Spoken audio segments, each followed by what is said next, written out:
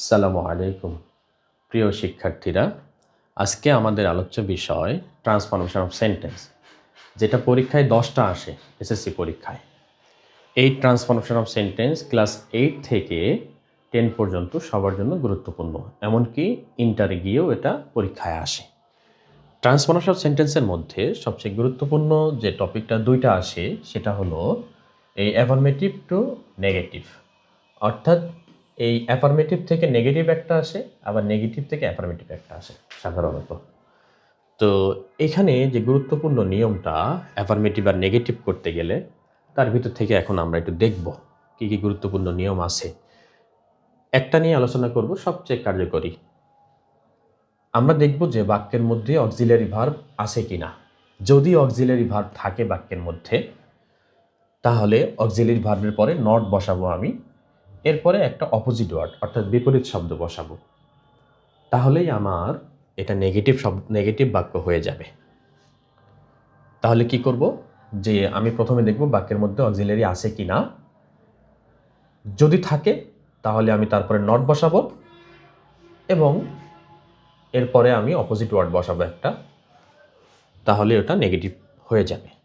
আর যদি বাক্যের মধ্যে অক্সিলারি ভার্ব না থাকলে আমি ঠিক ভার্বের আগে ডু নট বসাবো, ডাজ নট বসাবো, ডিড নট বসাবো। এটা টেন্স ও পারসন অনুযায়ী যে কোনো একটা, যে ডু নট অথবা ডাজ নট অথবা ডিড নট বসাবো, আর ভার্বটা বেজে চলে যাবে। দেখি আমরা একটি এক্সাম্পল। এখানে আমি 2 নম্বরটা যদি দেখি, যে 2 নম্বরটা এটা সিলেট বোর্ড 25-এ এসেছে। এখানে however being a successful man is a complicated task. এই যে ইজটা আমাদের বি ভার্ব। তাহলে আমাদের নিয়মে কি দেখলাম আমরা, যে বি ভার্বের পরে আমি একটা নট বসাবো, ইজ নট, আর এই কমপ্লিকেটেড যে জটিল, এটা মানে হলো জটিল, এই শব্দটার পরিবর্তে আমি জটিলের পরিবর্তে ইজি, EASY, ইজি টাস্ক। এখন কথা হলো, এই ইজি যদি ব্যবহার করি, এটা ভাওয়েল চলে আসছে, ভাওয়েল, তাই এই এ যেটা আছে, এই এটা আর এ না থেকে এন হয়ে যাবে, এন হবে। তাহলে বাক্যটা কি দাঁড়ায়, যে however being a successful man is not an easy task. তো নিয়ম দেখে আমরা সহজেই করতে পারি। এরকম যদি দেখি যে আবার যদি নেগেটিভ থাকে, যেমন চিটাগাং বোর্ড 25-এ এসেছে যে ইট ইজ নট ডিস্ট্রাকটিভ, এটা যুদ্ধ সম্পর্কে বলা হয়েছে। তো এই যে ইজটা আমাদের বি ভার্ব আছে, এরপরে নট আছে, এটাকে আমি এখন অ্যাফার্মেটিভ করব, আমাকে অ্যাফার্মেটিভ করতে বলা হয়েছে। তাহলে আমি একই কাজ উল্টাভাবে করব। এই যে বি ভার্বের পরে নট আছে, এটা আমি উঠাই দেব, আর এখানে যে ডিস্ট্রাকটিভ শব্দটা আছে এর বিপরীত শব্দ বসিয়ে দেব। তাহলে বাক্যটা কি দাঁড়ালো, যে ইট ইজ, এই নট কাটা, ইট ইজ ডিস্ট্রাকটিভের বিপরীত শব্দ কনস্ট্রাকটিভ, ইট ইজ কনস্ট্রাকটিভ।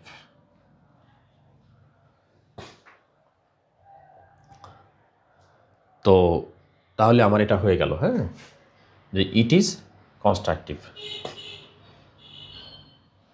তাহলে আমরা এই নিয়মটা দিয়ে এই দুটা করে ফেললাম।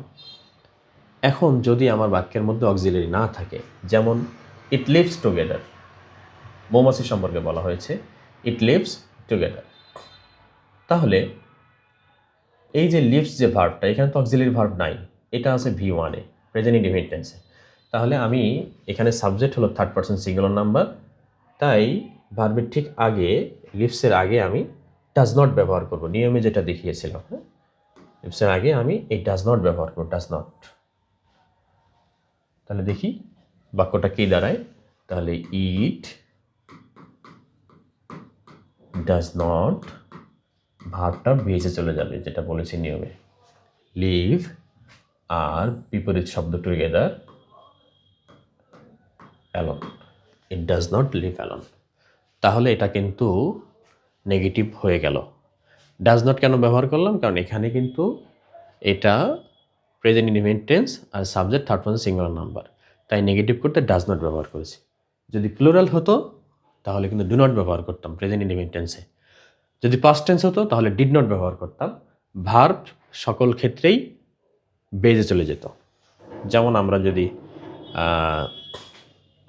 কুমিল্লা বোর্ড দেখি, কুমিল্লা বোর্ড 2025 সালে আসছে কুমিল্লা বোর্ড, হ্যাঁ।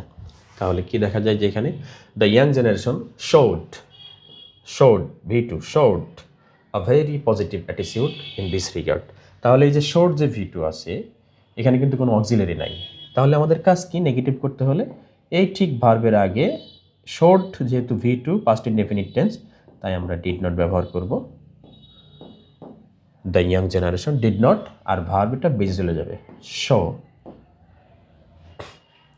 তাহলে এ ভেরি পজিটিভ আছে, তাহলে পজিটিভকে আমরা এটাকে নেগেটিভ করব বিপরীত শব্দ বসিয়ে। আর এই নেগেটিভ কিন্তু এই যে ভ্যারি যে শব্দটা আছে এটা আলাদা একটা নিয়ম আছে, ভ্যারির পরিবর্তে আমরা অ্যাট অল ব্যবহার করি, এটা বাক্যের একেবারে শেষে, বাক্যের ঠিক শেষে। তাহলে বাক্যটা কি দাঁড়ালো, the young generation did not show a negative attitude in this regard at all, অথবা did not show a negative attitude at all in this regard। তাহলে এটা হয়ে গেল এভাবে। আর বাকি থাকলো এখানে একটা, যে war is a curse for the human civilization, যুদ্ধ হলো একটা অভিশাপ।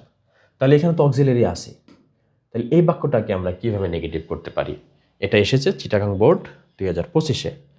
তাহলে এটা কমেন্টে আমাকে জানাও তোমরা যে এটাকে তুমি কিভাবে নেগেটিভ করবে। দেখা হবে আগামী ভিডিওতে। সবাইকে ধন্যবাদ। আল্লাহ হাফেজ।